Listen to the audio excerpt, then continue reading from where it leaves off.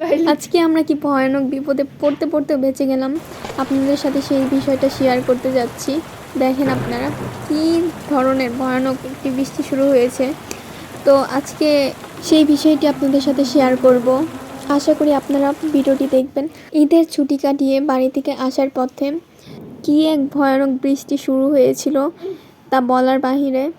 আমরা প্রে করছিলাম যাতে বৃষ্টি আসার আগে আমরা বাসায় ঠিকমতো পৌঁছে যেতে পারি, কিন্তু তার হলো না।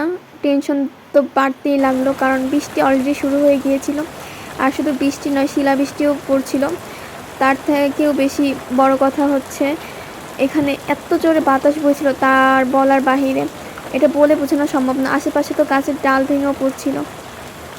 এদিক ওদিক থেকে এত বাতাস বইছিল যে আমরা তো একদম ভিজেই গিয়েছিলাম।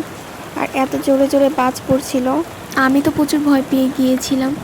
আর ভয় পাওয়ারই কথা। আচ্ছা, আপনাদের একটু সাউন্ডটা শোনাই দেখুন।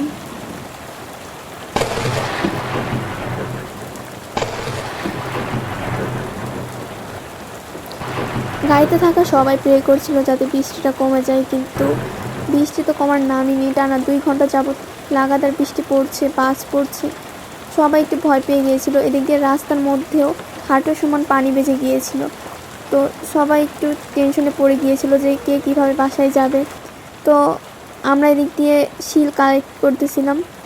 অ্যাকচুয়ালি কালেক্ট না, গাড়ির জানালা দিয়ে আমাদের গায়ের উপর এসে শিল পড়ছিল আর আমরা ওটা দেখছিলাম। তো দেখতে দেখতে আমরা বাসায় পৌঁছে গেলাম। সবাই ভালো থাকবেন, আল্লাহ হাফেজ, আমাদের জন্য দোয়া করবেন।